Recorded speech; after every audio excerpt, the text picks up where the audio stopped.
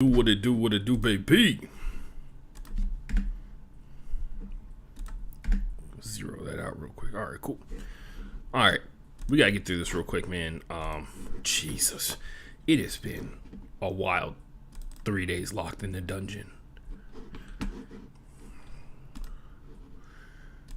Going straight, bro. Like, I'll take care of the social media stuff afterwards. Like, I'm legitimately that tired. Not tired, but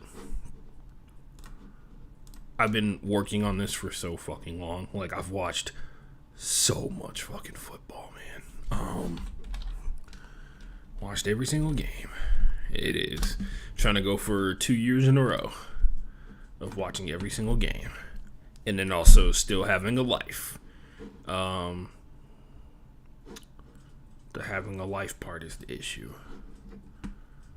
What it do? All right, got the Twitch dashboard open. Should be good on that front. Let's see what's going on. Oh, well, guys, I'm kind of fucked. Ninja's online right now. Went live the same time that Ninja did. By the way, you guys ever hopped into his if you guys ever hopped into his stream, he seems like kind of sad. Like, he seems like he's not having fun anymore. And I hope that's not the case. You know, I'm not here to pity the rich man or anything like that, but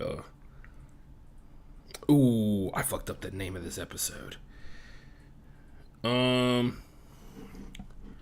This is episode 198, and I didn't type the number in. I'm stupid. Anyway, if you're out there in the world...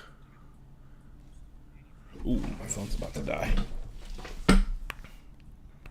It's at 1%, boys.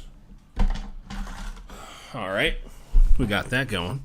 Yeah, anyway, as you can see from all the massive debris of paper behind me, I've been working. We're going to do this. We're going to get through this together, guys. We already did sound check. We did sound check, as you guys know. That's very important around here. We are running a loose ship. All right, you guys didn't see that. Don't know why I'm clicking on things as if you can't see them. Anyway, let's type in the name of the episode and get started. Good thing it's not going to go out over the podcast, because I can edit the name. I can edit. Sorry, that's my water bottle if you hear that hissing noise. Drink coffee, kids. I'm kidding. Don't do that. Drink coffee because it forces you to drink water. That's why, by the way, that's why people drink cold brew, because cold brew doesn't warm you up to the point where you feel like you're, it doesn't warm you up as much internally, so you don't feel the need to drink water when you're warm. I totally forgot Travis Barker is dating Kourtney Kardashian. But thanks to the internet, I now know that information. Hopefully he's doing a lot better than previous people who have dated a Kardashian. Even though Kourtney seems like the one that's out here really, really banking. I'm just saying. Kourtney seemed like she's doing good. Anyway. Sorry. Trying to get to the stream so I can copy some information. Can you edit a video while it's live? You can. Good. Alright. Breaks down. Yeah. Here we go. Control A. Control. Ooh, I did it in the wrong order. We're almost done, folks. We're just doing stupid technical things. If you got hot takes from week 2 of the NFL season, because that's what we're about to talk about. We're about to talk about every single game. Don't worry, guys. I got you covered on Thursday. This is like an episode that I almost skipped because I didn't have time to do it on Wednesday, because I hadn't finished watching every game in the NFL by Wednesday, because I'm a person with a job and a life, so I can't spend I can't spend every waking moment just watching football because I have to go make money. So it's been tough trying to figure out how to break it down, and that's why I actually enjoy the bye weeks because they actually give me fewer games to watch in a single week. And I remember this time, like, it sucks having to watch 16 games and try and get it up before all the other, like, there's no way that other people are watching all 16 games before they put podcasts, TV shows, episodes out on Monday and Tuesday. Like, people put out shows on Monday morning, like, after all of the NFL is over. And I'm like, bro, this is why we live in a world where people only talk about, like, the teams that are, like, winning key games. Like, you can't identify teams that are playing like crazy well when you're not watching all the games. So you end up talking about the big markets because they make the most money, obviously.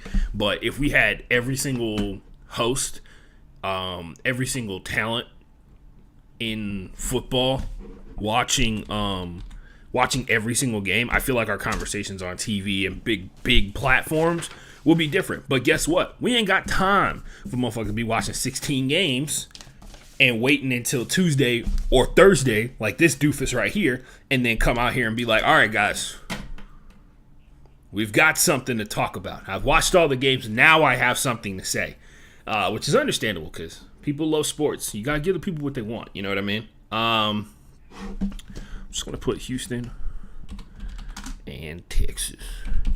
Houston, Texas, home of the Texans.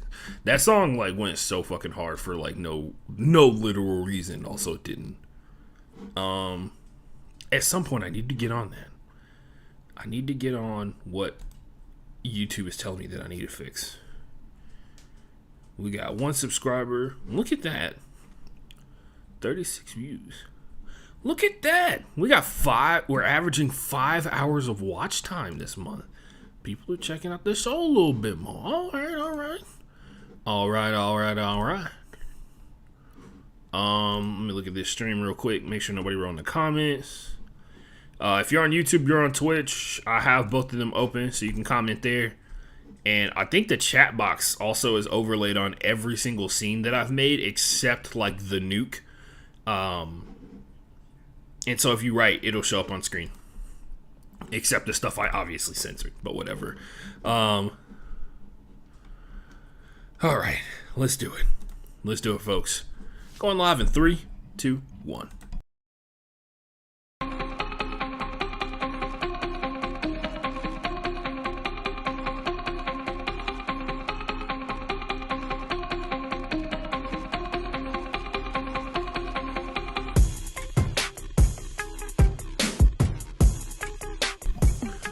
Ladies and gentlemen, boys and girls and everybody else in between, my name's Ashton Gene Lewis, and you're listening to an original.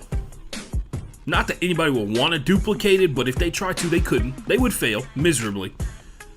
The Broke Boys Sports Podcast, the one and the only Broke Boys Sports Podcast. Most of you guys know, some of you guys know, I do Uber in conjunction with doing this show. And do some other side gigs too, like voiceover stuff. And the people I pick up, like in my Uber profile, it tells you that I'm a podcast host. And I think that that's how I'm going to rise to stardom, like as a podcaster. One Uber ride at a time of people who are like, oh man, like, yeah man, like I'll subscribe. I will point this out. The number of people who have been like, I will subscribe. You know, I'll follow you. It's like 1 out of like every 10 actually do it. Like I wish I could see how many people follow me on like Spotify and stuff. Like how many people follow the podcast on Spotify. If you are following on like Apple Podcast, Spotify, one of those, if you want to give me like a 5-star rating, go right ahead. Everybody makes it seem like that's what's good and that's how you rise up in the rankings and all that kind of stuff like that. But I want you to be genuine about it, man. You know what I mean? I'm trying to get better. I'm trying to make this a more entertaining show on a regular basis. So if I suck, please let me know. If I suck in your opinion, also put that caveat next to it. You suck in my opinion, as opposed to like you suck, because I may not have the greatest amount of confidence on the face of the planet, but one thing I am confident about is that I don't actually suck at doing this. I know I'm better than a lot of people who turn on the microphone and speak into it for hours on end. Now, the greatness part, we're working on that. That's in progress. Don't worry about it. Anyway, we're live on Twitch. We're live on YouTube. Don't forget that. Follow and subscribe on Broke Boy Sports. I was talking about it live on stream, because if you follow me on the stream when I go live on YouTube and on Twitch, you get like 10 minutes of me doing social media things before the show starts and talking about random things. And one of the random things I was talking about is the spike in hours listened to this month. We're averaging 4.9 hours of material listened to in a single month, and for a person who does like one podcast a week, and that podcast equaling typically under 3 hours. There was a 3-hour podcast, which, by the way, we learned that Spreaker only lets you put a 3-hour podcast out that day. That was fun when I had to preview all 32 teams in the NFL utilizing my brain. That if you listened to me, you would have made some money, because week 1 I was kind of right about how some of these teams were going to start. Anyway, we're going to talk about what happened in week 2. Week 2 was a bad week for me personally, but a great week in comparison to like 99% of the people who are out there betting. But yeah, this is our NFL only episode. You guys know the drill. We only talk about the NFL this episode. So if you got questions or hot takes, drop them in the comments, baby. Drop them in the comments, and I'm gonna respond to them. Like, we're here to talk about the NFL. I kind of got some time before Thursday Night Football starts up, but that's what this whole thing is to do. I'm trying to get better at doing this on Tuesdays, but I literally, for this show, all these pieces of paper that are right here, that is literally notes from me watching all 16 games that happened during week 2. It's for my ability to predict what's going to happen later on in the season, and it helped out a bunch, but it's also for me to be able to talk about every team in the NFL like I watch every team in the NFL, despite the fact of me not knowing X's and O's as well as I should, especially considering I played Division I football at one point. I will tell you this much, didn't play well, but I did play.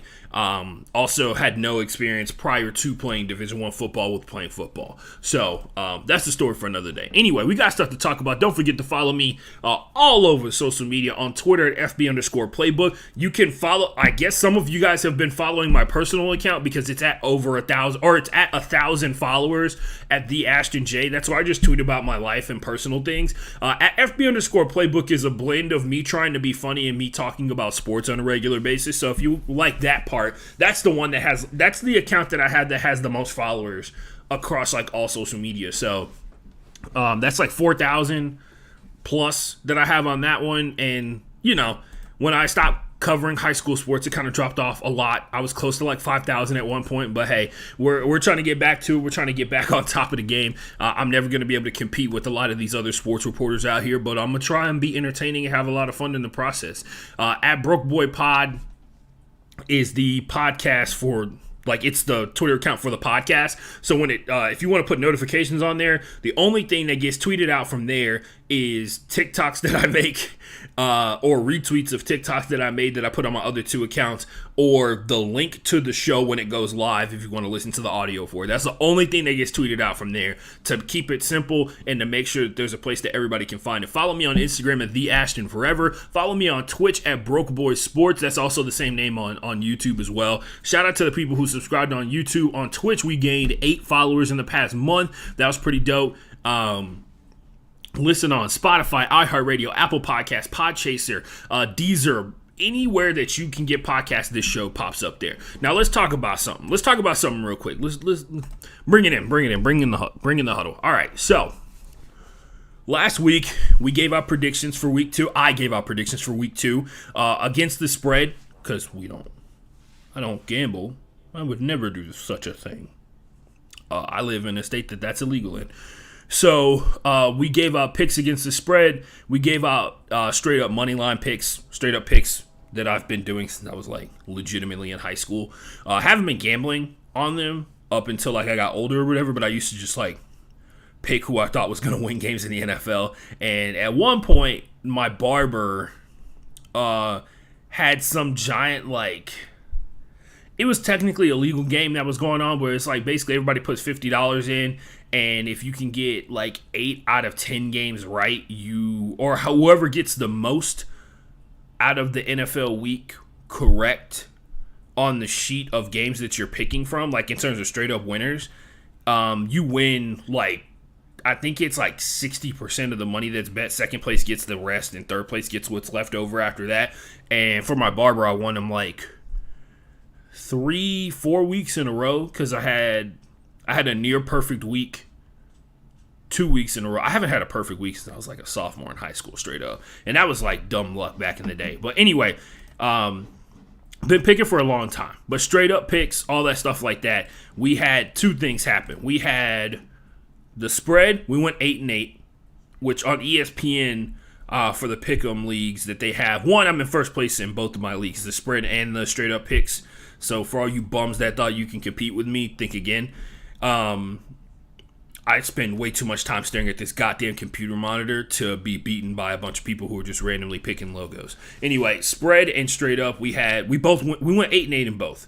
For the spread, that was good enough to put me in the 95 percentile of people on ESPN with the record that I had last week and the record I had this week, which makes me think that a lot of people did fucking ass against the spread. I would also point out, I almost had Thursday Night Football. I had plus 3.5 for, I had minus 3.5 for the Chiefs versus the Chargers, and obviously that final touchdown throw from Justin Herbert blew that up. So, a lot of the spread picks that I lost, other than the Tennessee Titans one, all of them were like 3.5, 3, which is like the pick'em situation, right?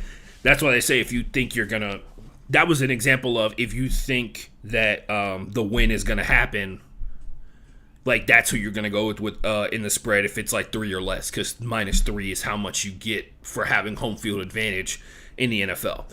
Straight up picks, 8-8. Bad week for straight up picks. Not going to lie. I correctly on last week's show projected how some of the games were going to break out.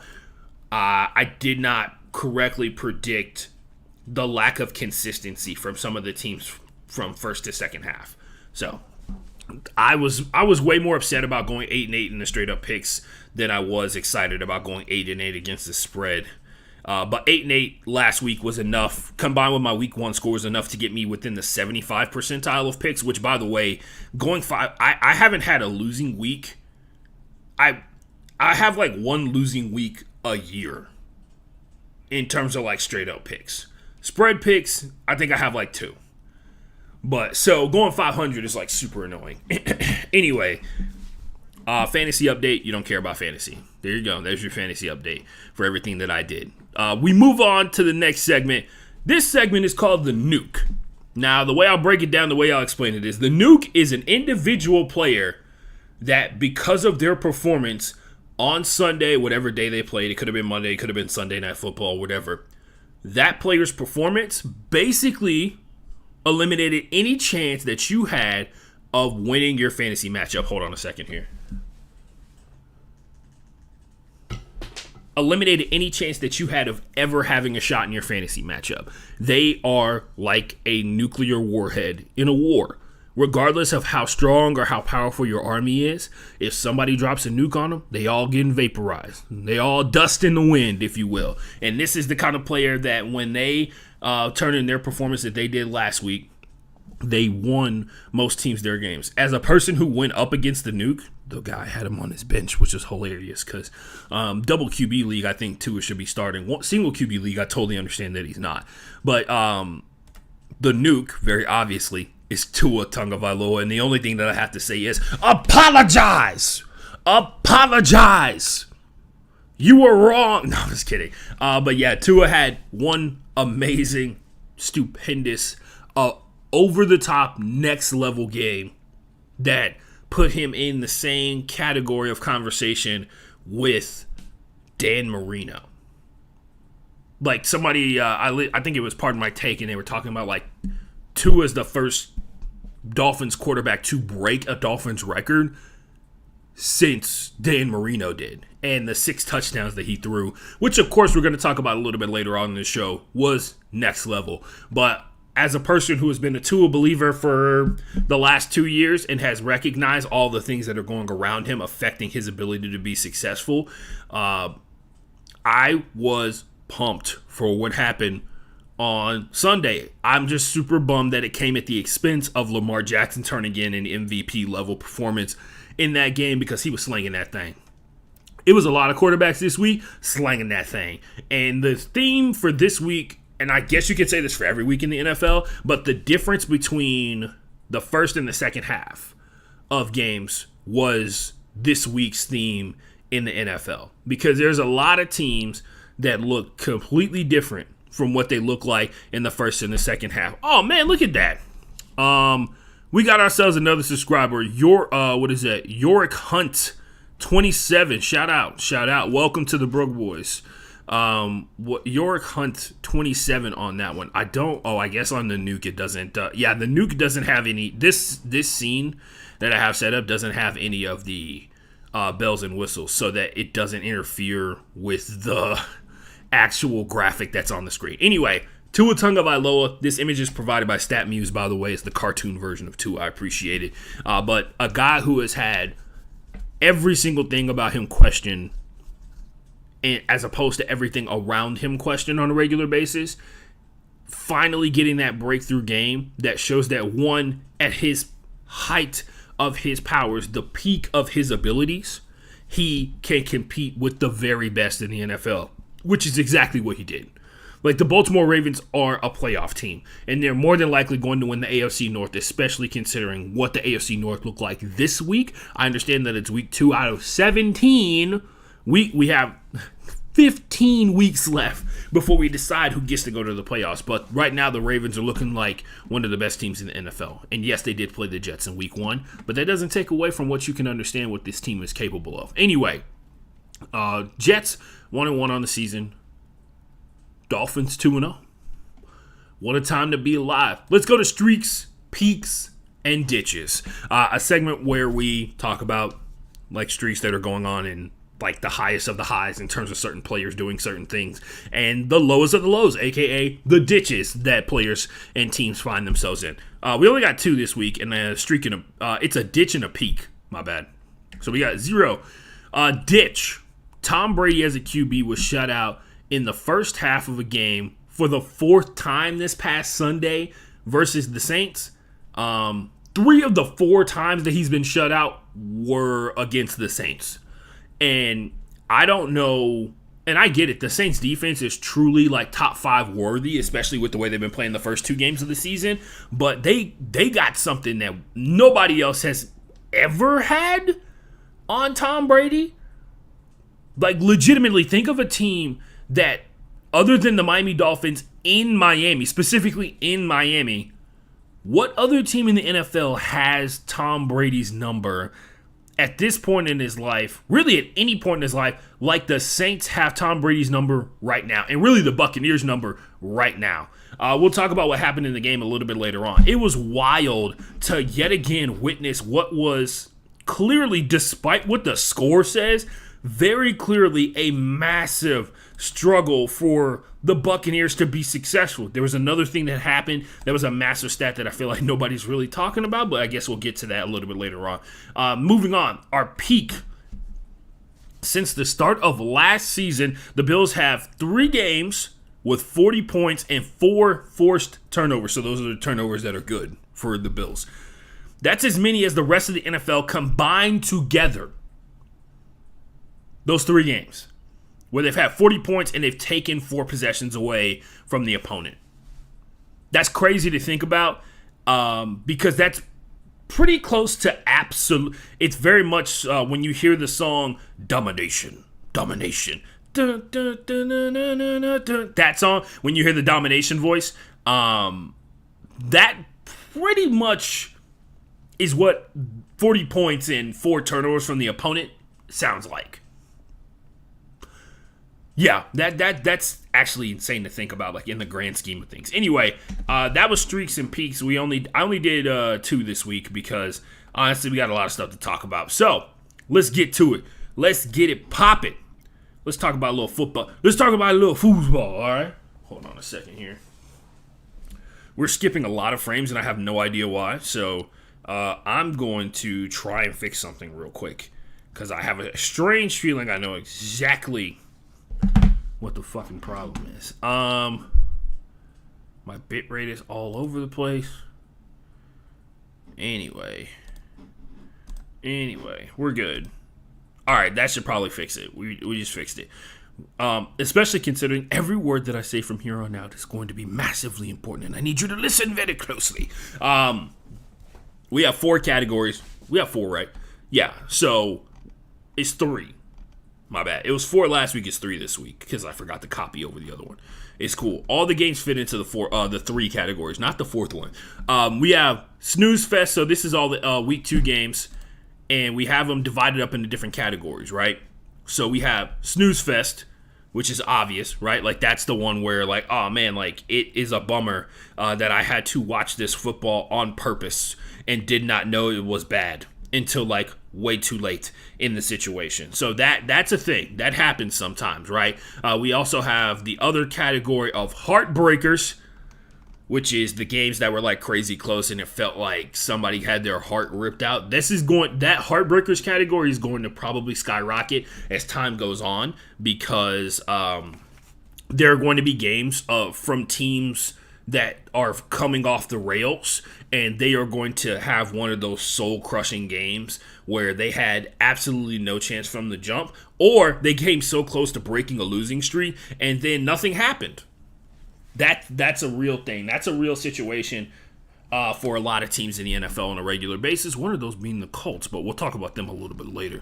The other category is, this is what we're here for. And you have to say it like that. You have to yell it into the microphone. It's one of those categories where you got to be honest, and you got to be like, as a football fan, from your heart of hearts, there are certain games that you watch that stick and resonate with you as a fan. And regardless of who wins, they are the reason that we watch every single Sunday. Those type of games where you don't have a rooting interest whatsoever, you very much like that little kid in the driveway watching Mr. Incredible after seeing him lift a car accidentally and revealing that he has superpowers in the original Incredibles film. You are that kid looking at Mr. Incredible, and when he asks you, what do you want? He's like, I don't know. I just want to see something amazing. That's what we're here for. That's what that category of games is. And I promise you, they did not let us down this week. This is what we're here for category did not let us down this week. But first, like many things in life, we have to talk about the things that we don't want to talk about to get to the things that we love to talk about. So from the top, let's make sure, I'm making sure we're in the right scene. Number 1 for Snooze Fest. Oh boy, I did not rank the games within Snooze Fest because that would put more effort into a category of games that were not fun for me to go back and rewatch, but were important to understand where teams are and what they're capable of doing. So the Patriots took on the Steelers. This was not fun, mainly because it felt like the Steelers just were biding time. They gave a bunch of time that the Patriots didn't really earn for them to get back into this game, right? A lot of what we saw in this matchup was the Pittsburgh Steelers' ineptitude, right? I do like the fact that they're trying to get Chase Claypool involved because I think that it's laughable that Chase Claypool is not getting the ball thrown to him deeper down the field because we know that he's capable of doing such things. We saw it his rookie season, right? He's a massive person that runs very fast. How hard is it to get him the ball? But we know the situation with the offensive line of the Pittsburgh Steelers probably being bottom 5, maybe even the worst in the NFL as of right now, especially considering how well the Dolphins the Dolphins offensive line held up this past weekend. Maybe, just maybe.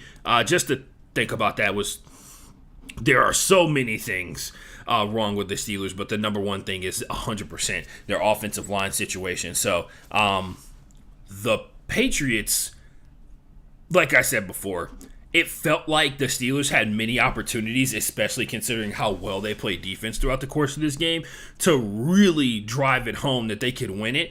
But, time ran out. The Steelers need twice as much time as any other team in the NFL to do half as much offensively as all the other teams. But another week of ticking one step closer to playing Kenny Pickett.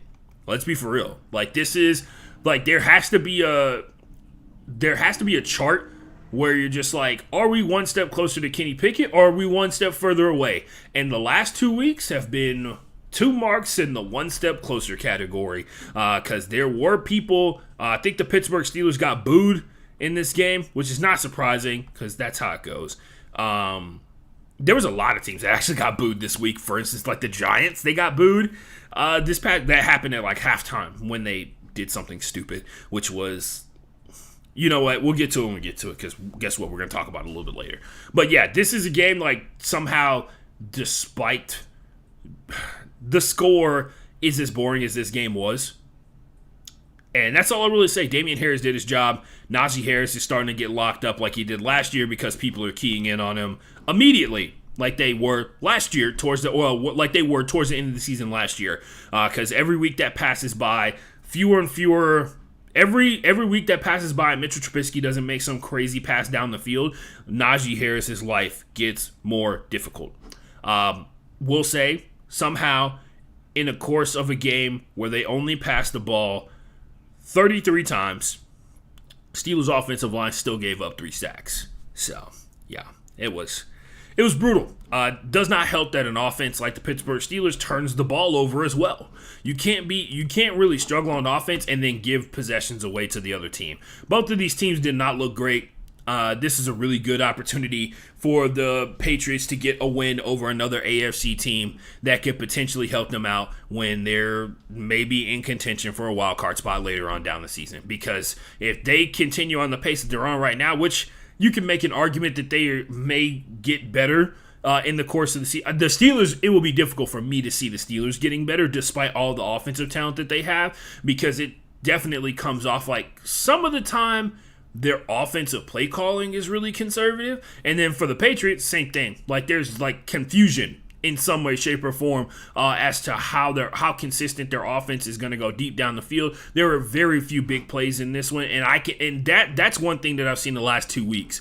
The teams that have been able to attack short, medium, and long have been able to find opportunities for the running game to get started. And once that happens, you have all 4 of those weapons at your disposal. Those are the teams that I've seen really turn their offense on. But when you know for a fact that you're going up against a team that if it's past 15 yards, they're not even looking at it, that has been the case with some of these teams. For instance, that the Giants for sure, and the Panthers sometimes when they were playing, it didn't look like they gave a shit about anything that was 15 yards or further down the field. And it showed in their ability to move up and down the field. They were not forcing the DBs to play further down, and it allowed them to take away things that were closer to the line of scrimmage. It allowed defensive linemen to play a little bit freer, and it also made it like kind of predictable for not. This is really weird. The Panthers and the Steelers kind of played very similar football this week. I hadn't even thought about that until I literally was just talking about it on the show. I guess that's why we do this podcast. Anyway, but yeah, it was bad. Like, it was not fun for me personally to watch it, but it was a good win for the Patriots. They're going to need as many of those as they can get because none of them going to be easy for them this season. And the Steelers, they're very much cruising towards ruining Mike Tomlin's legacy. And I can't tell you how much that hurts. Like, as a guy who truly respects Mike Tomlin as a person and, of course, his legacy and his importance as a coach, it's going to be pretty frustrating because there are so many people just waiting for the opportunity that they can get to try and put this on him. Anyway, Cowboys-Bengals, ladies and gents. Cowboys-Bengals. Did you guys know that the Bengals have a terrible offensive line? And despite using a shit ton of money in the offseason, it still seems like it's struggling mightily. Like, honestly, you can make an argument that it somehow may even be worse than it was last year, just off the 2 games that we've seen so far this year. Because that's what it looks like. That's what it looks like, baby. They're not even generating enough time to get the ball further down the field to Jamar Chase, right? That was the one thing that really I felt like that prevented teams from being able to blitz down the field later on in the season because they couldn't afford to leave Jamar Chase one-on-one with their best corner. They couldn't afford to leave Jamar Chase in a 2-on-1 with their number one corner and their best safety that can play center field. They had to make sure that there are multiple people in the area down the field to make a play on the ball if Jamar Chase is down there. Offensive line, it was pressure. It was pressure. They were undone by the pressure generated by the Cowboys. And Micah Parsons, OP as hell, dude. Like, ridiculous. Micah Parsons, truly OP when it comes to overpowered, in case you were wondering, for the non-initiated. But that's what this whole game came down to, right? Like, they had 3 points in the first half. Like, that tells you all you need to know, right? And they couldn't string 2 good drives together, let alone 3.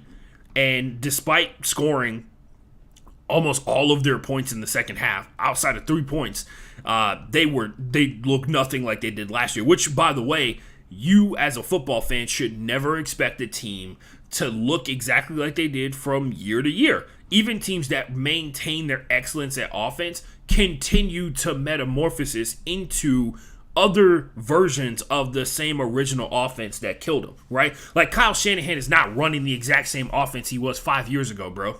Like, that's stupid. He's been finding and refining and looking for players that fit a certain archetype and been trying to get better at it as time has gone on. That's just facts. I don't... Yeah, man. Like, until they can protect the guy who's the best tool that they have to get down the field and score points, they're going to lose games. And so, when you give up 6 sacks in a game, eventually, remember that, I guess we all forgot about Joe Burrow's rookie season, right? Remember how Joe Burrow had, like, the same bad offensive line? And then tore his ACL and missed the entirety of his rookie season. Did we all forget that, or is that just me? But yeah, no, that's what this game came down to. The Cowboys generated pressure, and the Bengals offense gave Cooper Rush enough time to be able to generate 20 points. Are you and I guess if you're a Cowboys fan, the biggest question is, like, are you impressed with the run game that they were able to pull off? And yeah, man, like, I'm talking about the Cowboys. Like nothing they did was, like, crazy impressive, right? Like, they got key rushes in certain situations. Like, combined together, they had just over 100 yards rushing. What are you going to do? What are you going to do? It was not fun, and the score displayed that. Like, some of these defensive matchups were really fun, but that game was not fun to watch for me personally. The Broncos and the Texans. So, I'll rehash it. I'll rehack it, if you will. Yeah, sorry. I'm fired. I'm fired for that. Nathaniel Hackett still has a really tough time telling time and, like, knowing situations. My thing is, I think Nathaniel Hackett is the normal person, and then all the other coaches in the NFL are the psychopaths, because that makes the most sense. If you didn't watch this game, the best unit on the field for vast majority of the game was the Texans defense, and then it became the Broncos defense that was the best unit. And then the third or second best unit was the Denver Broncos offense. And so the Broncos were able to win because they were able to score 2 touchdowns. So, congratulations, I guess. Good luck trying to turn that into a legitimate threat downfield. Now, I will point out, it feels like a lot of the stuff that gets called for the Broncos, when it gets in and that they have time to be able to compare and contrast it to the defense that they're seeing up front, they're going to be successful. I feel like that's the situation that we're dealing with here.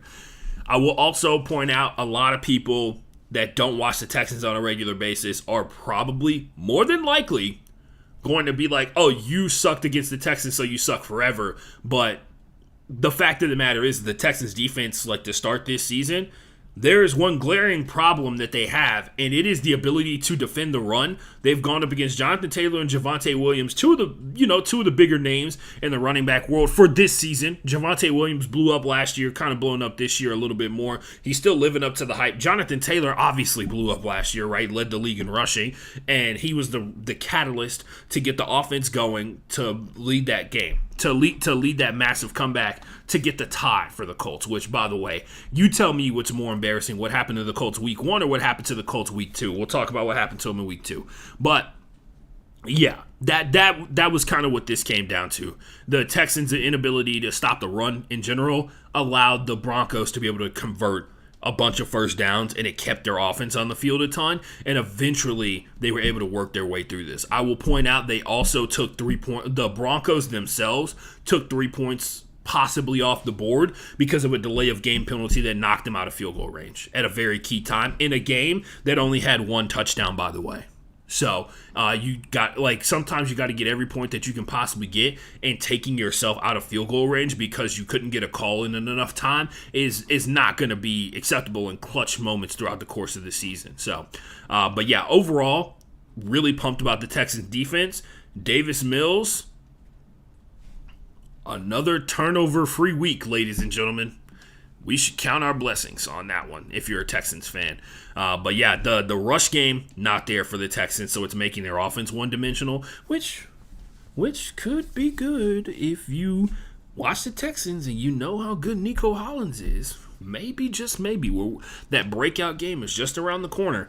But yeah, man, that's pretty much what this game came down to, is the Texans defense carried so hard in this matchup, and the Broncos, with the combination of the Broncos confusion on offense and then slight ineffectiveness, they couldn't string 3 good plays together to get momentum at all in this game, and it showed in the score and on the field when you watch the game. But yeah, that was Broncos Texans. Broncos win 16, Texans 9. 49ers Seahawks. Woo, boy. Should have probably put this one at the top of the snooze fest list, because not only was it relatively low scoring, there was also no it was sad. So if you didn't hear, Trey Lance broke his ankle. He already had surgery and stuff like that. He broke his ankle and he's out for the season.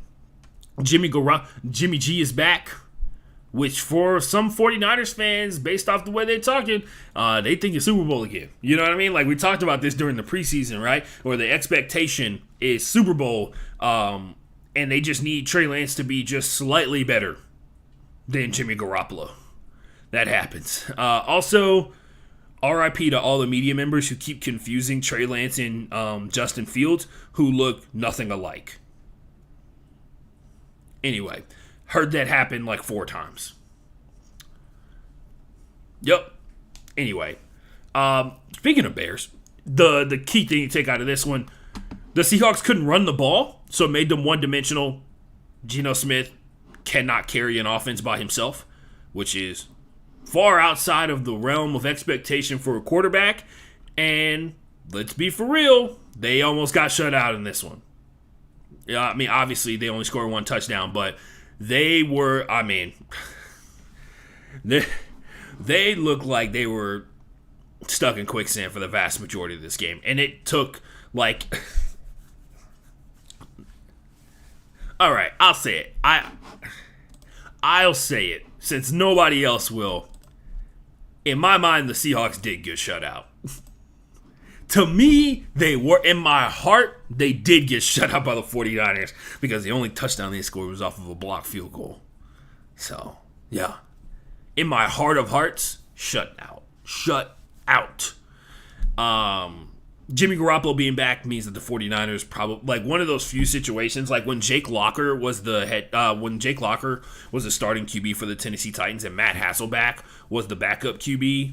I know this is a random example, but it's the one that always resonates with me, because the Texans lost a game because they played defense too hard one time and they hurt Jake Locker. And when he came into the game, my dad was just like, yeah, Ashton, Matt Hasselbeck is better than Jake Locker, and we know that.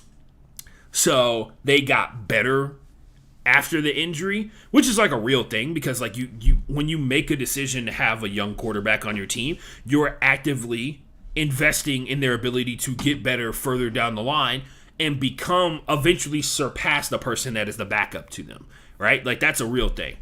And that was the same situation with Jimmy Garoppolo. Little do people like to really talk about is that Jimmy Garoppolo, like outside of like a ton of like key big time situations that people think of, he got the juice, bro. Like he has the juice.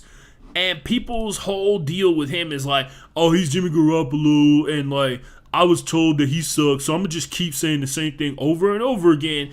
And you can point out like the playoff game from last year for sure, totally understandable. But like on a week by week basis, Jimmy Garoppolo is better than like more than half of the league. Not saying that he's in the top 10 of quarterbacks, but he's for sure in the top 15 most weeks. And the problem is with Jimmy G is like you can't play the way that Jimmy G does and then turn the ball over, right? Like that was the biggest issue. You can't be that guy. You can't be the dude that plays without like that is almost void most of the time of massive offensive plays when you are playing quarterback. Like those big, I'm not even saying like deep throws down the field. I'm talking about like escape artist type stuff that turns into big plays by extending plays.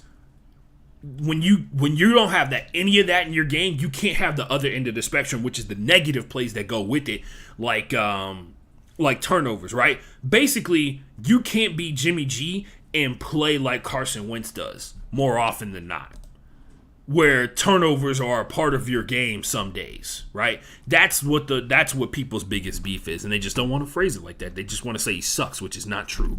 If you're starting quarterback in the NFL, you in the top 1% of the 1% of quarterbacks on the planet.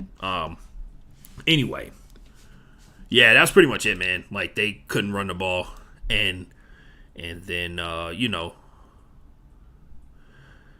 life comes at you fast. The Seahawks had 36 rushing yards in that game. Moving on, Bears-Packers. Another sad game.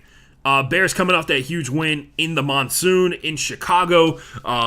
As far as I know, Soldier Field is still on IR. Hopefully somebody's checking in on it. Maybe it won't be back until week 8. Maybe it's out for the entire season. But that, lucky enough for the Bears, they went on the road to go play Green Bay, which I'm sure they were super pumped about. And then the Packers did the thing where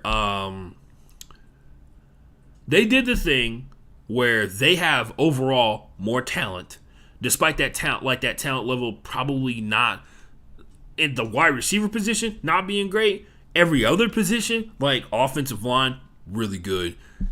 Quarterback, better than Justin Fields as of right now. Secondary, better than the Bears. Better than the Bears wide receivers. Defensive line, better than the Bears offensive line.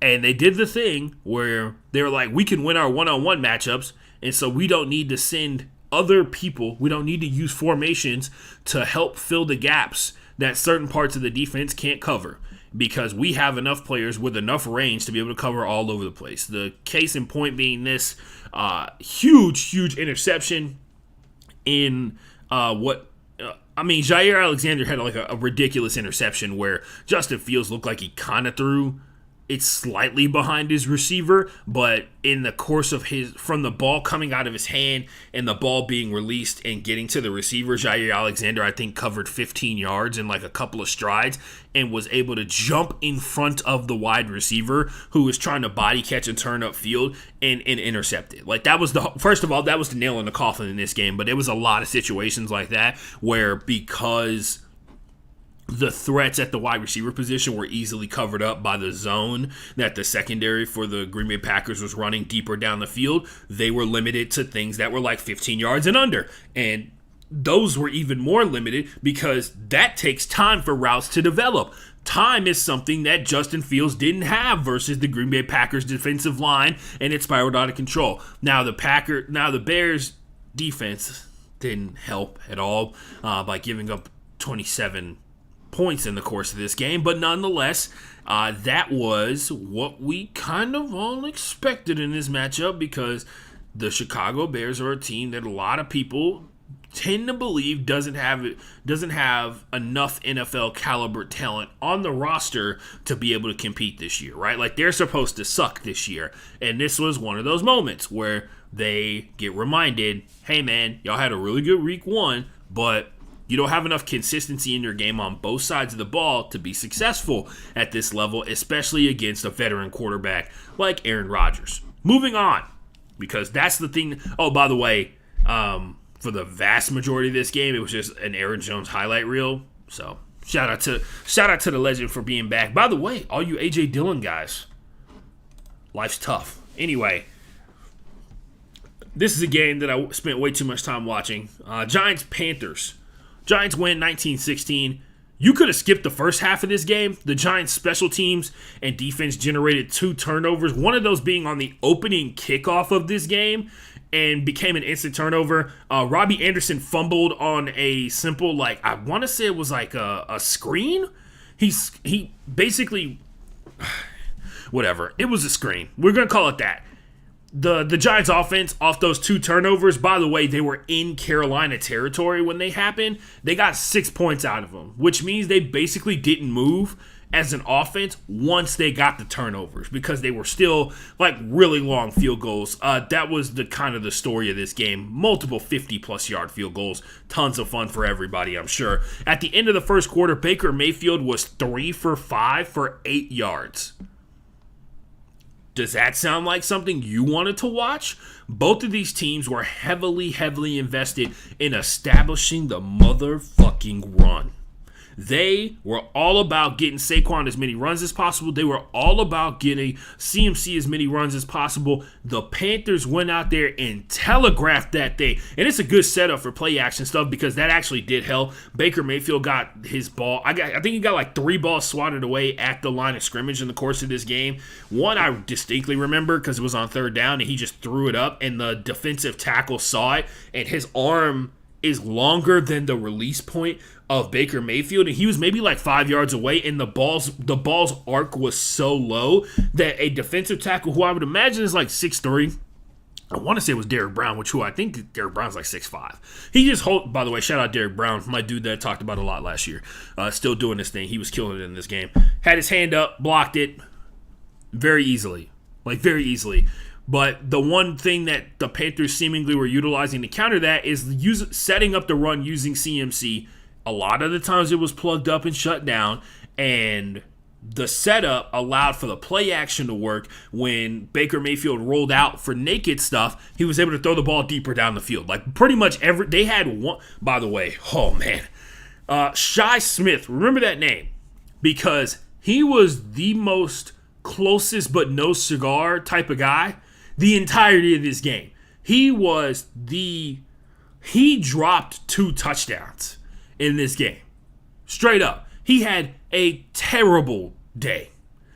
And the fact that they kept throwing the ball to him because he kept getting open.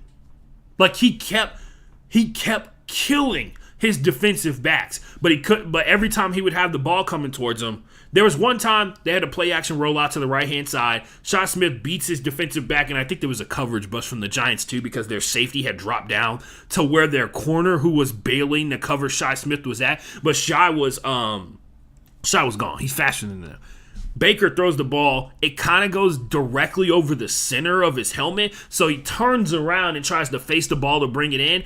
And it looks like Baker slightly maybe overthrew him or something like that. But it was a touchdown. There's another instance. They get inside the 15-yard line. Shi runs a deep in route over the middle. Catches, turns upfield, drops it. Luckily, it wasn't a fumble. Legitimately, it was 2 steps away from being a fumble. And, man, if he can get it together, he might be the best receiver on that team because he was the only dude they was really throwing the ball to. And maybe the Giants weren't as concerned. I will point this out. The Giants were down their number 1 cornerback, and they put a rookie out there, and Baker was trying to cook that boy. Anyway, felt like they did a pretty good job, though. The Panthers' defense was renting space in the Giants' backfield. In particular, Brian Burns. He had 2 sacks in this game. And he was chasing down Daniel Jones like he owed him money. Like, he legitimately was trying to hit that boy every single opportunity he got. I will point out Brian Burns also did a good job of covering the flat a couple of times. I think he got like a pass deflection or something. And he had some crazy... Brian Burns from Florida State, one of those Florida State teams that had like Ricky Jean-Francois at the quarterback position that a lot of people didn't talk about. I think it also had like Dalvin Cook, maybe. I think they came out the same year. Like, Brian Burns is younger than Dalvin Cook or something like that. Anyway, Brian Burns had some crazy play where they ran halfback swing to the left-hand side, the wide side of the field. He got to the lead blocker on that situation. The corner who is responsible for tackling Saquon on that play jumped to the inside of the block, which is, if you know football, that's a big no-no, right? Like, you don't jump to the inside of the block because the time you spend jumping to the inside, the person you're chasing down is going the opposite direction and faster because they've had a chance to gain speed. Whereas if you jump to the inside, you have to jump to the inside, come to a stop, change direction, right? That DB was able to do that, which is crazy. But Brian Burns got to the edge block, the lead blocker on the outside edge, and then got past him and got upfield to be able to tackle a running back in open space. It's kind of wild. Kind of wild to see a person that big doing things that agile. Anyway, Giants fans were booing at halftime of this game, and in response to that motivation by their fans, the Giants came out there and they gave them a 3-and-out that included a sack on second down for the first play, for the first drive of the second half. After both teams looked like they play, after that, both of the teams kind of started to look like they play in the NFL. They both had their best drives back to back to each other. Go figure. Most of the game was both of the teams using the run to set up the pass play stuff, like I was saying before. A lot of handing the ball off to Saquon, a lot of getting the ball to CMC. Saquon broke a huge run. Well, a couple of huge runs in the second half. He had 72 yards in the second half, and when they started the third quarter, so when they came out at halftime, he had 30 in total. He had 72 yards in the second half by himself. So yeah, he had a killer day. Despite Baker struggling to find open receivers, I'll point out they did have some really important drops on some catchable passes, but sometimes Baker also missed people. So overall, both of these teams have a long way to go offensively because the defenses were on point. The Panthers' defense looks good again, like they did last year for the first month of the year, and then they fell completely off the face of the earth. So we'll see if they can maintain that throughout the course of the season because guess what? Matt Rule's on the hot seat. We all know that. These two teams going in the opposite directions, right? But they're in a similar situation. Daboll is the new head coach with a QB that is a few bad games away from being pulled for Tyrod Taylor, who, by the way, get your money, young blood. Tyrod Taylor going for $5 million for that one time. Remember that one time how Justin Herbert's career got started because somebody punctured Tyrod Taylor's lung and then he didn't get to play anymore, right? Remember that time? Yeah, he's suing that guy for $5 million. Understandable. Daboll's the new head coach. He's got a QB that seemingly is on his way out. This game versus the Panthers didn't leave much to be desired in terms of oh man, this guy's ridiculous. This guy's amazing. While Matt Rule is Daniel Jones is essentially on the hot seat. He's like a game-by-game situation, I would imagine, especially if they go on a losing streak, which is very possible based off the way that they played versus the Panthers. Matt Rule is currently on the hot seat as a head coach of the Carolina Panthers, while Baker Mayfield's the new guy in town, and he is very likely to be the starting quarterback next year for the Panthers unless something goes absolutely horribly wrong. He's probably going to be there, and they're going to keep trying to build a team that is good, and Baker Mayfield just so happens to be the starting quarterback. Case in point, Matt Rule, by the way, this was really brutal to see during the broadcast. Matt Rule is 1-25 in games where his opponent has scored more than 17 points. So if you can score 2 touchdowns and get a field goal, you too can beat Matt Rule. Carolina, this is from the Surrender Index, and I'm going to read it verbatim. This is a situation that very much seemed like the Carolina Panthers, if they wanted to win this game, should have gone for it. Carolina decided to punt to the Giants from the Carolina 37 on 4th and 15 with 2:12 remaining in the fourth while losing 16-19 with the surrender index of 4.51. This punt ranks in the 84th percentile of cowardly punts for the 2022 season and the 83rd percentile of all punts since 1999. Shout out to the Surrender Index on Twitter. They did very similar things to what the Texans did last week when they punted away for a tie. That possession where they went where it was 4th and 15 with 2 minutes remaining was the last time the Panthers touched the ball. They lost off of punting the ball away. They probably would have lost if they gone for it on 4th and 15 because not much of that day showed that they were in position to complete a 4th and 15 in a key situation. And on that note, I'll be moving on so you don't have to hear about sad games anymore. The Jaguars played the Colts. Wow. Another sad game. By the way, we are still in the snooze fest category for those of you keeping track at home. Man. All right, guys. So we're in the trust tree, right? We're in the trust tree. Everybody's cool. We're all in this together. Nobody's going to judge anyone. The Jaguars beat the Colts 24-0.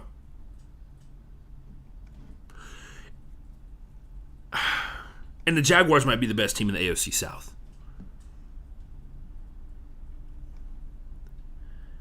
Yeah, I said it out loud so that other people can go back and find this information later. The Jaguars might be the best team in the AFC South. And I know it's an overreaction, but there's so much that makes me feel like it is the right thing to say based off of what I saw. They bodied the Colts, who are very much cruising. Tell you what, the QB carousel is about to be completely off the track, right? Because they're going to be picking top 5 in the draft, and they're going to have themselves a nice shot at Mr. Bryce Young from Alabama. But yeah, 0-2 to start the season. And didn't look all that inspired in terms of like what the defense kind of did their job. Defense had a lot of really good plays, I'll say that much. But for the most part, bro, oh my God. These are the notes that I kind of took away. These are the things I took away from it. The offense was either passing too fast for the pass rush to have an effect, very similar to like West Coast like spread offense type stuff, right? Air raid type stuff. T-Law, he has earned his nickname, so I'll be calling him T-Law from now on. Like I said before, the pass rush was ineffective from the Colts because they got rid of the ball so fucking fast. And then because of them passing the ball and the D linemen either hesitating off of certain looks or not being able to get upfield in enough time, they were able to create running lanes for James Robinson, who also had a day where he beat the living hell out of the Colts almost every single time he touched the ball. 7 different players for the Jaguars had a catch in this game. 7 different players. By the way, somebody has to stop him. He cannot keep getting away with this. Evan Ingram, who is a 6'5" tight end, used to play for Ole Miss, all that kind of stuff like that, is now wearing the number 17 for the Jaguars and is essentially just playing wide receiver but is labeled as a tight end. Nary has a block been thrown by Evan Ingram in the course of this game. And it is unnerving because 17 is a slot receiver number. It's Devontae Adams' number, but it's like a slot receiver number. So somebody has to stop him. Send that up to the league. Make that stop, please. I would appreciate it. Man. I think the Colts also have a bigger issue in terms of themselves, not necessarily how they play. I think they have a fundamental misunderstanding of who butters the bread around here. Jonathan Taylor touched the ball 13 times. I'm sorry, they rushed the ball 13 times, and Nyheim Hines started this game at running back, by the way. He was one of the leading receivers until, get this, one of the 2 Ashtons in the NFL that's blowing up right now. The other one is not me. There's another Ashton that plays defense for somebody that I saw earlier this week. I think it was for the Ravens. Ashton Doolin has quickly become the number 2 wide receiver for the Colts. And in this game, he was the number 1 wide receiver because Michael Pittman Jr. was out with a quad injury. So, but yeah, the 13 rushing attempts. You would think in a game that only ended 24-0, you would feel like you can take your time. You're not getting boat raced out of the building, right? You would take your time because at some point you were down by only 3 possessions. At one point you were only down by 2 possessions for a long period of time, right? You would take your time and be able to score a touchdown because scoring a touchdown is going to be more important than scoring a touchdown quickly. And you run the ball more to open up stuff for the other defensive backs, but that's not the case. They bailed on the run game almost immediately in this one. Jonathan Taylor was a huge part of why the Colts were able to come back and get that tied last week. Really surprised that they bailed on giving their best playmaker on offense the ball to give them a shot in this game versus the Jaguars. So, yeah. Anyway, thought that was kind of whack. It is really wild how sideways it's gone for the Colts. Like almost instantly. And that's like been the last couple of years, right? Like even last year, they were like they were on a massive decline because, they're missing some talent at the offensive line position. Like Braden Smith had a tough start to the year. And it may be because he's going up against some of the best pass rushers in the NFL, which is always going to be tough for any person who plays left or right tackle. And combine that with the fact that the wide receivers, as of now, have not stepped up to be elite level pass catchers. Plus, like their tight end position is almost non-existent. Like it's Mo Alley Cox, but he rarely even sees the ball, mainly because his routes are typically deeper down the field. And Matt Ryan has made some like what the hell is going on type plays early on in the season, but like he's not even risking the ball down the field, and maybe because of play calling. But I think it's safe to say we are now in everybody's competing for their job situation going on this season. So we'll see what happens. Buccaneers 20, Saints 10. Do you enjoy watching the suffering of others? Because Bucs Saints was like your game, especially if you hate Tom Brady. This is like the ultimate I hate Tom Brady game for Tom Brady haters, and they were out in full force. So the biggest thing that defined the entirety of this game, the Bucs could not run the ball. Leonard Fournette got shut down. And this game had the most drops in a single game for a team in NFL history. So Julio Jones wasn't available. Chris Godwin was still not available because of the hamstring injury. And the tight end position is Kyle Rudolph, right? Like he's still working his way in. So there was Jalen Darden, Scotty Miller's back, and a bunch of other players that are not Mike Evans, Chris Godwin, Russell Gage, Julio Jones out there playing wide receiver. And it showed throughout the course of this game because the only touchdown scored in this game was from the man himself, Mike Edwards, who had 2 interceptions. One of them was a pick six. Shout out Jameis, who this game was relatively close until Jameis threw 2 interceptions in the second half. So yeah, that was a thing. And then we got the thing that we always want whenever the Saints and the Bucs play each other: the next round of Mike Evans versus Marcus Lattimore. So Tom Brady's walking off the field. Marcus Lattimore waves at Tom Brady, like shrugs him off, being like "shut up" type of deal. Tom Brady gets mad because he's livid and turns around, starts talking shit to Marcus Lattimore. Lenny walks up to Marcus Lattimore, hits him in the face, in the helmet, and then as he has for the past 6 seasons, every opportunity Mike Evans has to hit the fuck out of Marcus Lattimore, he is taken. And he saw Leonard Fournette hit Marcus Lattimore, and he said, "I'm bringing the people's elbow." And he takes him down to the ground. And this is all because Tom Brady was upset, right? Like Tom Brady is mad because his team is getting their ass whooped by a team that honestly, on the offensive side of the ball, shouldn't even be in the same stratosphere as what the Buccaneers have in terms of talent. Leonard Fournette took it too far, and Mike Evans took it even further. But for some reason, Marcus Lattimore got ejected from the game, even though all he did was like shrug off Tom Brady, who was talking shit. Like, very much openly talking shit on the field. So if Marcus Lattimore gets ejected, Tom Brady should be too. Interesting how that all happened. Leonard Fournette also not ejected, even though he threw the first punch. Literally threw the first punch in this situation. And then Marcus Lattimore, who as far as I know and saw, didn't even get the second punch. The second punch came from Mike Evans. So, yeah. Anyway, life is tough. Life is tough. Halftime in this game was 3-0. And for a second there, thought the Bucs were going to have an absolute collapse versus the Buccaneers. Versus the Saints. But, like I said before, shout out Jameis, 3 interceptions in this one. And a broken back, by the way, to go along with it all. Maybe, just maybe, we shouldn't play with our back broken. But anyway, what are you going to tell a football player? You know what I mean? What are you going to tell a football player? Moving on. I put this in the snooze fest category because I felt like the comeback that happened in this game was like super clunky. Also, they kind of threw away the comeback before we knew it because it became a factor later on.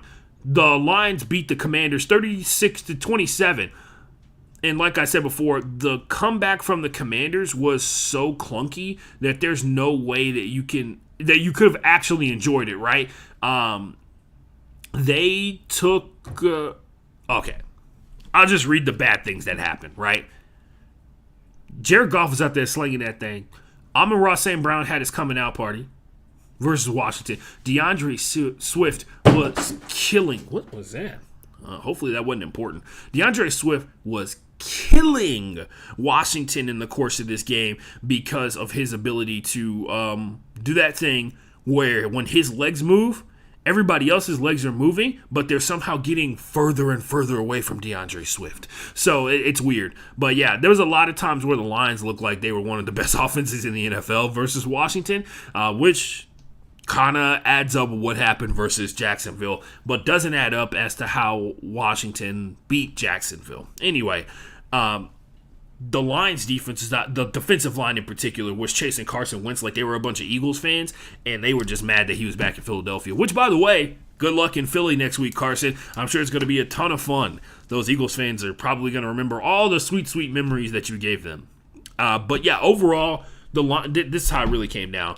The Lions defense, the first half of this game, the pressure was on 10, and it basically disrupted anything that Washington was trying to cook up or trying to pull off, and they didn't have a first down until the 5-minute and 22-second mark of the second quarter. That's how dominating the defense for the Detroit Lions was. They didn't get a first down until the back end of the second quarter. The Commanders didn't get a single play in Detroit Lions territory until their first possession of the second half, so into the third quarter. The Lions' pressure kind of faded away a lot. And by the way, shout out Aiden Hutchinson, 3 sacks in the first half of this game. Also, we'll point out a lot of pressure from the Lions that dialed down in the second half, which kind of opened the door for the Commanders to make a comeback, which is a sign of like, hey, guess what? You go hard as an NFL player. You get tired sometimes, right? Like that happens because that was a big factor as well. And I didn't mention it when we talked about the Giants and the Panthers. The Giants' defensive line got decimated in this game. And so every time the Giants really kind of like pulled away from the Panthers were able to be successful because they had more time in the pocket because they had Leonard Williams, who hurt his knee in a really weird power block from an offensive lineman. It sucked. I watched it, and it was like they were both locked into each other, fully standing up, and then the offensive lineman pushed him to the side again. His left leg pops up in the air to catch himself, and when he lands, you see his knee kind of move funny. Anyway, hopefully he's all right. But yeah, in this matchup, the Detroit Lions defense got tired in the second half of the game, and it was like super obvious. And that's what allowed for the Commanders to come back, and they got some passes down the field. The reason I said it was super clunky is because Carson Wentz was still trying to do like Carson Wentz stupid stuff. He threw an interception in this one. by the way, the Lions helped out a bunch here. They had 4 straight possessions that ended in a punt, and then they scored a touchdown off like Amon-Ra St. Brown doing an end around and DeAndre Swift getting like an 18-yard rush for a touchdown in this game after falling down, by the way. I just want to point out the Commanders went for 2 on what would turn out to be their second to last touchdown in the fourth quarter.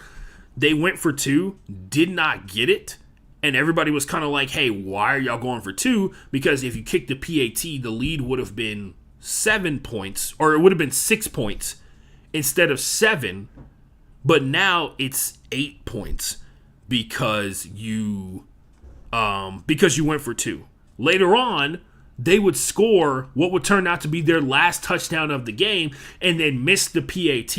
So the 2-point conversion came back to be a 3-point swing, preventing the Commanders from being able to recover the onside kick and then score a touchdown to win the game. Yeah. Life comes at you fast, kids. Moving on to the heartbreakers category. This one was tough. The Rams played the Falcons. If you didn't see this one, the Rams was putting it on them at the beginning of this matchup. They went out there. They were cooking them. And then real life happened. So very similar, basically the polar opposite of what happened for the Atlanta Falcons last week. They had the big lead and then slowly chipped away at it and then lost it towards the end. The Rams had the big lead to start this one off, and then they slowly died down towards the end of it because the Falcons were able to somehow score 17 points in the. Yeah, I honestly don't understand how it happened. They did block a punt and return that. That may have been a factor as well. But for some reason, a team like the Falcons that everybody is banking on to be a bunch of losers keeps coming out here like they didn't get the memo. They didn't get the memo from the NFL that they're supposed to suck. I find that very impressive. The Rams looked a lot better when they weren't playing against the Buffalo Bills. Sorry to break it to you. The Atlanta Falcons probably not going to be a playoff team. So we're still all very concerned as to what the hell happened in this one. What was it? At halftime, this game was 21-3. And the final score was 31-27. Very concerning things. By the way, Allen Robinson, first touchdown pass as a Ram. Love to see it. You really do. Darrell Henderson is apparently taking over as the lead back because the Cam Akers thing is still happening where we all were just like, oh man, that guy's probably going to have like a really good, that guy's probably fully recovered. Now Cam Akers did have like more attempts, but Darrell Henderson made the most out of the attempts that he had. His longest rush was like only 13 yards, but he had 47 on the day, and he had the lone rushing touchdown for the Rams. So that battle's back on. I'm sure we're all pumped about that, right? Like all the people who spent time. I'm sure Cam Akers is pumped after he came back early from his Achilles tear to play in the playoffs to win the Super Bowl, and now he's back in a 1v1 competition with Darrell Henderson Jr. I'm sure he's super pumped about that, bro. Moving on. Rams win 31-27. Falcons had a game-winning drive, and it got, Marcus Mariota got sacked on that one. So Marcus making the Falcons look kind of good because back-to-back games that were pretty impressive. Got out to a hot start in the first one and faded towards the end. Got off to a bad start in this one and then turned it up. Maybe next week they'll be good in all 4 quarters. I know, what a wild concept. Speaking of being good in all 4 quarters, the Cardinals and the Raiders played an interesting game of football. Final score was 29-23. Absolutely iconic ending to this game. One, the insane, absolutely insane 2-point conversion from Kyler Murray that reminds everybody why they traded away Josh Rosen to get this guy. Also, like pretty much every throw that he makes also reminds you as well. Kyler Murray still with the potential to be the best quarterback in the NFL. Like legitimately the potential to be the best quarterback in the NFL if he can put it all together. So, for all the amazing things that happened in the third quarter and the fourth quarter, we still got to talk about the fact they ain't scoring not a goddamn point in the first 2 quarters of this game, and it looked like the Raiders are going to run away with this one. We can talk about how the Raiders gave up those 2 touchdowns in the back half of this one, because only scoring 23 points is not going to get you in the playoffs, because that felt like, when you watch it, it felt like the Raiders defense was doing a lot of heavy lifting out there. A lot of heavy lifting. In case you were wondering, yes, Derek Carr is still throwing the ball to Devontae Adams. First scoring play of this game was 1 yard pass to Devontae Adams. Wait, I got it written down here for a second. Oh, my bad. I got it here written down how many yards Devontae Adams had in this one. Because wait a minute. I'm trying to find it. Yeah, we love it. We love it. 2 catches for 12 yards. 1 yard of those, by the way, was a touchdown. So 1 catch for 11 yards and 2 for 12. Moving on. This was another disappointing loss for the Raiders, because there was a lot of stuff to be said about how well they played against the Chargers in week 1 and looked like they can go blow for blow with them, and then going up against the Cardinals in week 2 and putting on a performance like this where they scored exactly 0 points in the fourth quarter. Love it. They did score in every other quarter before that, but the biggest thing to take away from this is, 1, the injuries are starting to pile up for the Raiders, but, I hate to be that guy, but it seems like they may be the early leaders for all injury squad out here in a second, but for the most part, this game was really impressive defensive-wise. We're still seeing Derek Carr struggle with his complete accuracy throughout the course of this game, but Kyler Murray carried by the squad. Even though, football is a team sport, you would imagine that people would be more impressed with oh man, the Cardinals team as a whole played a really good game to be able to come back in this one. But most people are just talking about how Kyler Murray needs to play better. And I find that dumb. So, pat on the back for the Cardinals team for sticking with this one, because that's what I'm seeing a lot of in the first couple of weeks. A lot of teams are chipping away at a lot of these leads. I haven't seen a single team just give up in this one. Maybe the Colts. Not give up, though. They just didn't have what it took to beat the Jaguars, which is a wild statement to say, but true. Something about Florida, man. Something about Florida. I don't know. But this game ended on a Byron Murphy fumble recovery, ran back for a touchdown. It was one of 2 of Hunter Renfro's fumbles, which have to imagine that's going to mentally affect him for the rest of the season. Nothing to be concerned about there. Moving on. By the way, this game was pretty impressive. Sorry, kids. Don't drink caffeine. I'm super tired, and I had to drink some before I did the show to make sure I kept my energy up. The Jets 31, the Browns 30. This is one of those moments where, you saw a thing happen, and you were like, that's going to have a problem later on in this game. And that thing that happened was Cade York missing a PAT. So, tell me if you've heard this one before.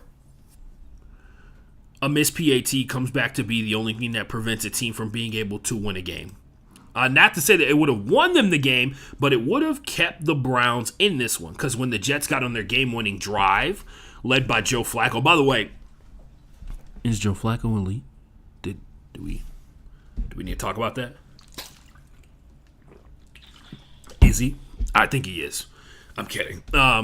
Joe Flacco was playing like he was elite. He tapped back into it. He tapped back into his inner child, a.k.a. his rookie/sophomore and junior year in the NFL, and turned it on in this one.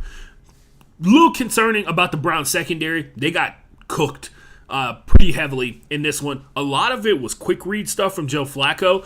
A good chunk of it also was due to the fact that the Jets' pass protection was on point. On point throughout the course of this game. And that was the big thing versus the Ravens, right? The Jets struggled big time. The Jets struggled big time versus the Ravens last week to get the ball down the field because Joe Flacco had no time in the pocket to even do anything with that kind of stuff. So this week, he gets very similar to Tua. He gets a little bit more time, and all of a sudden, he looks fucking amazing, right? Almost makes you not want to start Zach Wilson when he comes back in 2 weeks. No? Oh, they're still gonna. That's gonna be tough.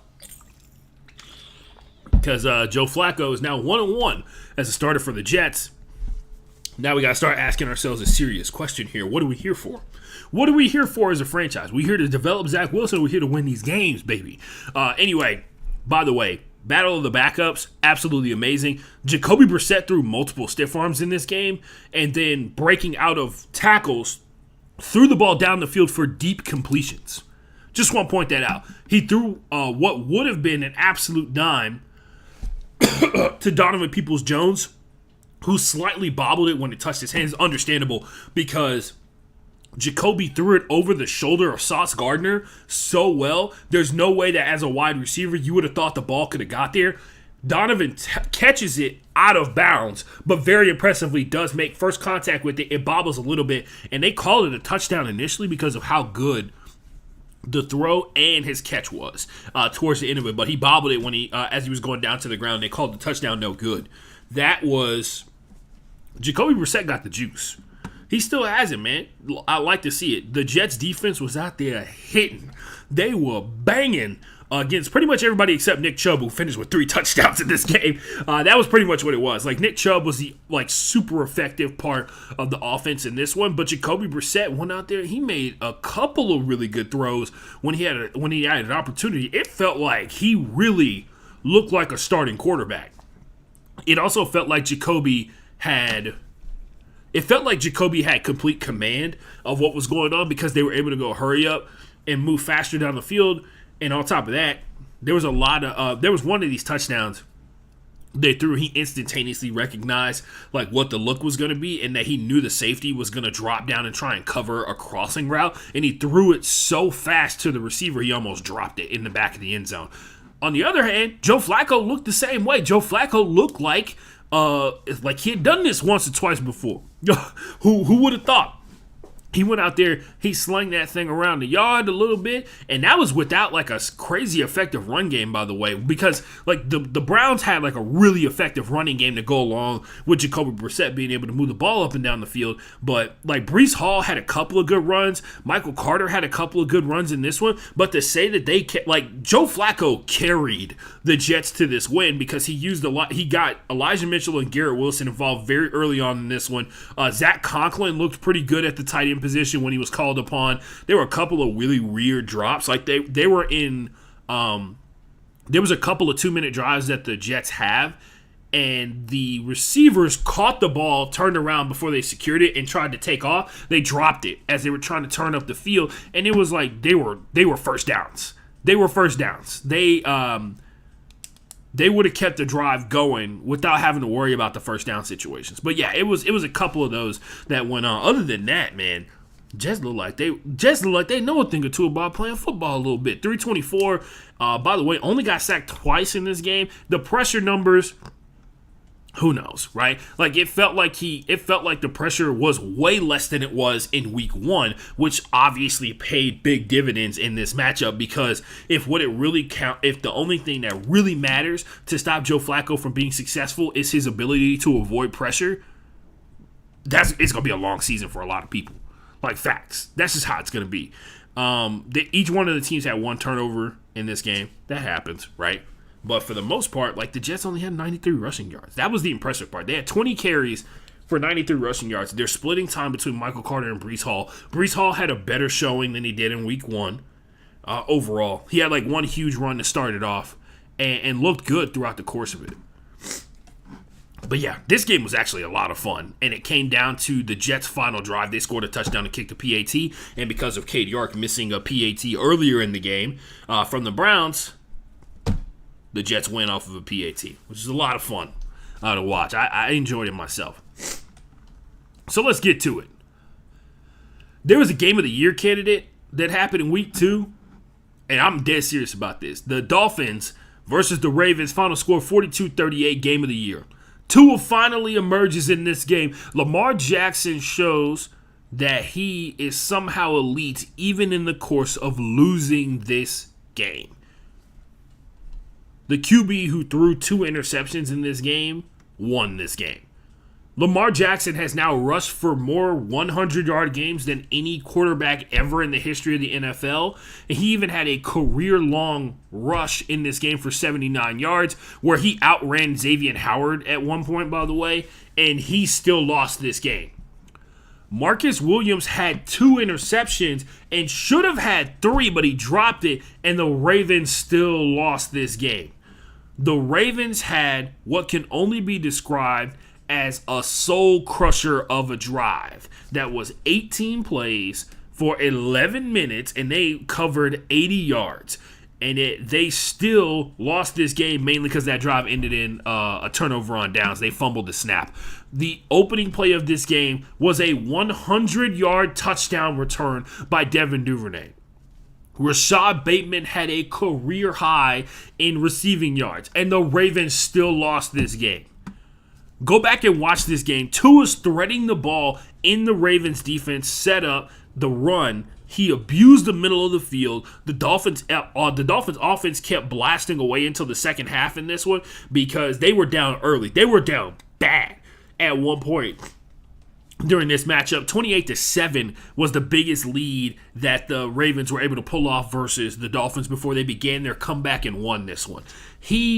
Tua was cooking the secondary of the Ravens in the second half of this one. It's hard to believe so many other teams, it's hard to believe that any really other teams or many other teams in the NFL, if any, could actually beat the Dolphins in this situation.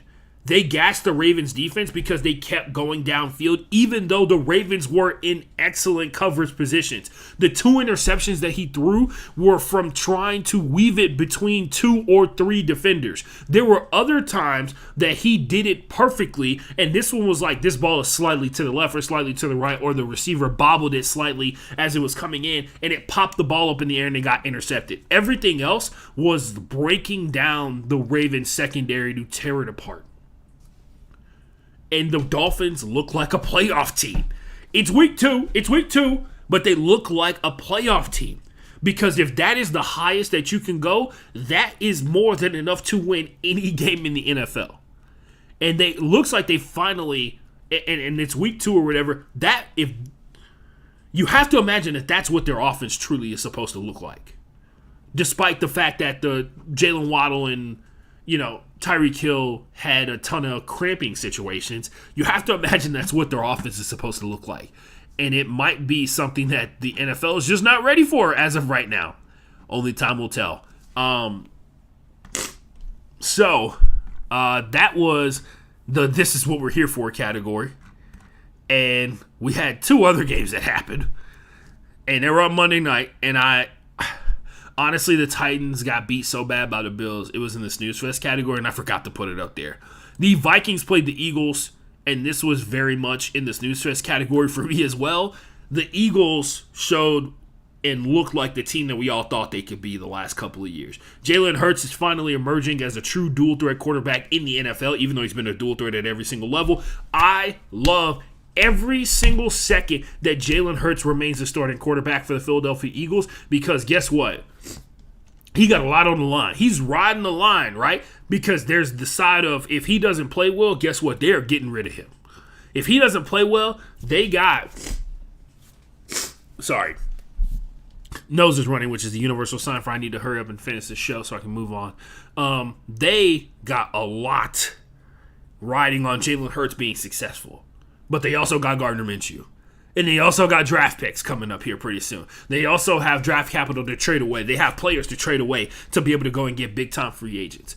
They want Jalen Hurts to work out because he's a draft pick of theirs, right? They're heavily invested in his development, and him being the quarterback that can help them win the Super Bowl will be like way cheaper than having to pay like some superstar starting quarterback or whatever, or potentially going out there and getting a vet, right?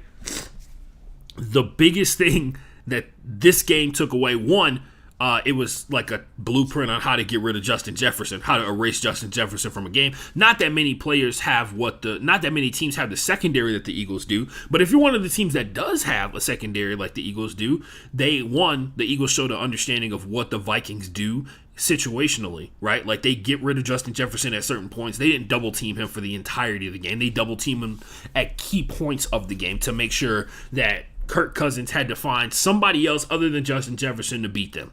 The run game was like almost non-existent for the Vikings. They had to bail on it quickly because the Eagles got so far ahead, and the D-line was out there control. They was molly-whopping them. I don't like to say that term